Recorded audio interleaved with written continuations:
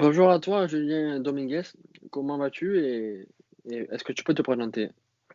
Bonjour, alors oui, merci, ça va bien. Je me présente, Julien Dominguez, joueur du Trélissac Football Club. Né à Arles le 22 décembre 1995. J'ai vécu toute ma jeunesse et mon adolescence dans le sud de la France, dans le Gard, dans un petit village qui s'appelle Coms, près de Beaucaire, dans le Gard, comme j'ai dit. Et voilà, je suis footballeur entre guillemets de National 2 depuis maintenant 5 ans. Maintenant, malheureusement, je vais poser des questions que je repose souvent aux joueurs qui sont confinés, enfin semi-confinés. Euh, Est-ce que tu as eu un programme particulier à faire durant ce confinement ou pas? Oui, alors on avait un programme qui a été donné par le préparateur physique du club. Donc chaque jour, on avait une activité à faire. Alors soit une activité de course, soit musculaire, enfin au maximum qu'on pouvait faire. Donc tous les jours, on avait le programme qui était donné la veille, ce qui nous permettait de maintenir la forme, le travail qu'on avait effectué tout le long de l'année, le rythme qu'on avait du championnat. Ça s'est arrêté brutalement, donc il fallait qu'on se maintienne en forme, donc c'était important de pouvoir suivre ce programme pendant le confinement. Maintenant, on a repris depuis le début de la semaine, donc Mhm. retour aux entraînements. Et comment toi tu as réagi à l'arrêt des championnats une deuxième fois du coup? Alors, bah, c'est très frustrant quand on est dans le truc, quand on est dans l'euphorie du championnat, entraînement, compétition, tout ça, c'est frustrant de s'arrêter. Surtout que nous, on était dans une bonne dynamique, le club et moi personnellement aussi. Et en plus de ça, on avait déjà vécu ça avec le premier confinement, donc devoir s'arrêter encore une deuxième fois, c'est sûr que bon, c'est un peu frustrant. Mais c'est comme ça, il faut l'accepter aussi parce que on est obligé de l'accepter et que c'est important, si c'est comme ça, c'est important de le faire. Donc voilà, c'est frustrant, mais faut faire tous les efforts. Il y a des gens qui sont dans des situations beaucoup pires que nous et on a de la chance d'être footballeur avant tout et ça faut pas l'oublier. Est-ce que tu travailles à côté du foot ou pas? Non, alors depuis maintenant, je dirais 5 ans. Ouais, depuis 5 ans, non. Je fais que du foot. J'ai arrêté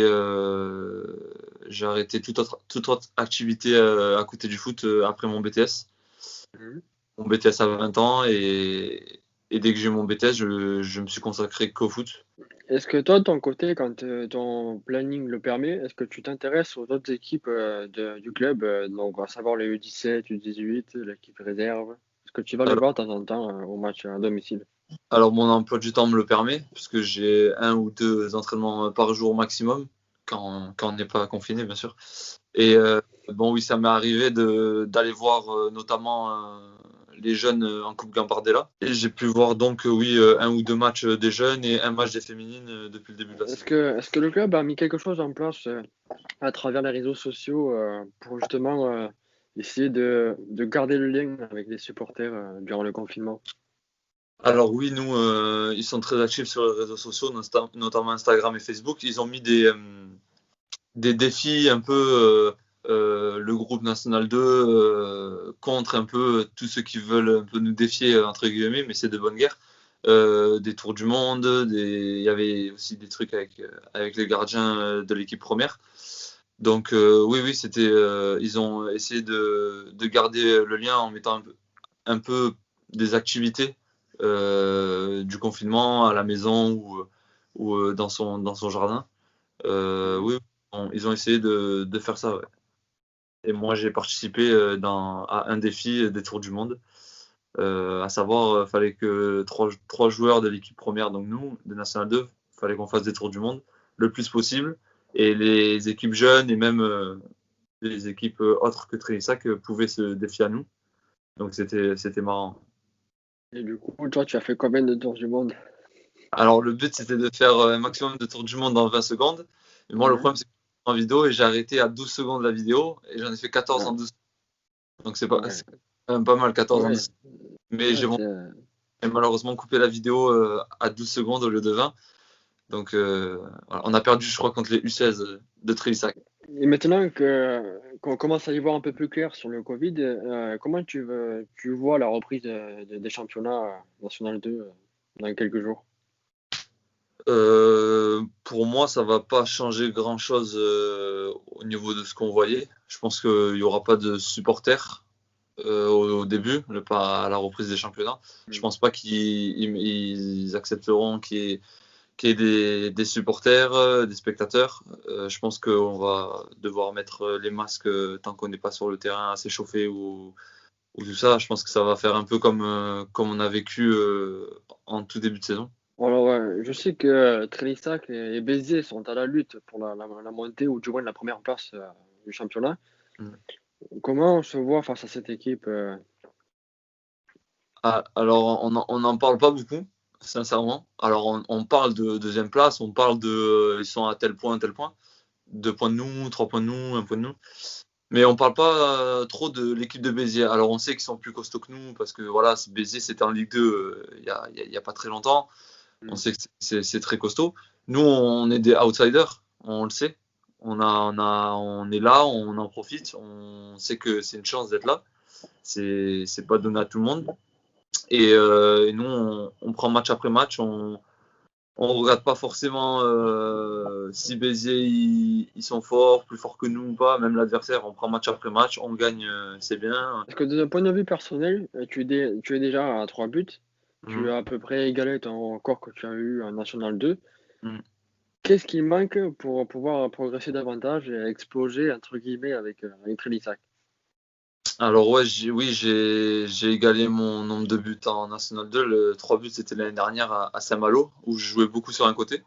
Mhm. Là, cette année, j'ai la chance de jouer plus dans l'axe en tant qu'attaquant de pointe. Donc, c'est un poste où on est censé un peu plus marquer. Mais voilà, faut encore travailler. Il reste beaucoup de matchs. J'ai marqué 3 buts et je comptais pas m'arrêter là. Et je compte pas m'arrêter là aussi encore. Mais il faut beaucoup travailler, il faut beaucoup de confiance en soi. Et tu espères encore un beau parcours en Coupe de France cette année, le club qui est habitué à de excellents parcours en Coupe de France? Ah oui, j'espère parce que c'est des moments incroyables à vivre. Enfin, moi, personnellement, je n'ai jamais été loin en Coupe de France. Ça s'est Mhm. toujours arrêté au deuxième tour maximum. Oui. Euh, donc là, c'est pas mal. Trélissac, c'est un club qui est un peu redouté maintenant en Coupe de France, parce que même je pense que les clubs qui vont jouer contre nous, ils savent que Trélissac, c'est un club de Coupe de France aussi. Mhm. Donc ouais, moi, je compte vraiment là-dessus. Je compte vraiment faire un beau parcours en Coupe de France, parce que je pense que c'est des moments incroyables à vivre en tant que footballeur dans une vie, et je pense que c'est très très bien de pouvoir vivre ça. Et d'après toi, quel est le secret pour faire de bons parcours en Coupe de France?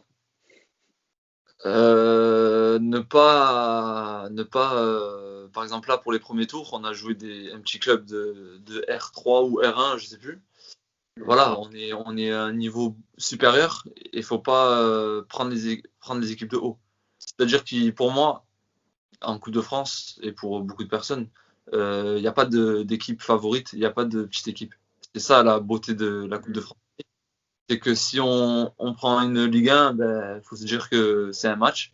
Et si on prend une équipe qui est beaucoup moins forte que nous, quoi, qui est beaucoup inférieur, le niveau inférieur à nous, il faut se dire que c'est un match aussi et qu'eux aussi peuvent faire la surprise. Donc voilà, il faut prendre tous les matchs pareils pour les gagner et pas se dire ah eux ils sont plus forts que nous donc on est mort ou alors ah eux ils sont plus faibles que nous donc on va passer. Pour moi c'est ça. Après bon j'ai jamais fait trop de grands parcours en Coupe de France donc je sais pas Peut-être cette trop année. mais j'espère cette année. Est-ce que dans le foot, tu as une équipe favorite, des joueurs favoris ou avec lesquels tu peux t'identifier à travers les matchs?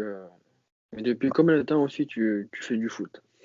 Alors moi j'ai commencé le foot à l'âge de 5 ans Mhm. dans mon petit village de Coms dans le Gard et j'ai toujours été un fervent supporter du PSG donc dans le sud et bon c'est pas ce qu'on trouve souvent, surtout que j'ai joué en double Marseille. Bon, j'ai toujours été supporter du PSG de père en fils, parce que mon père est né à Paris dans le 93 Seine-Saint-Denis.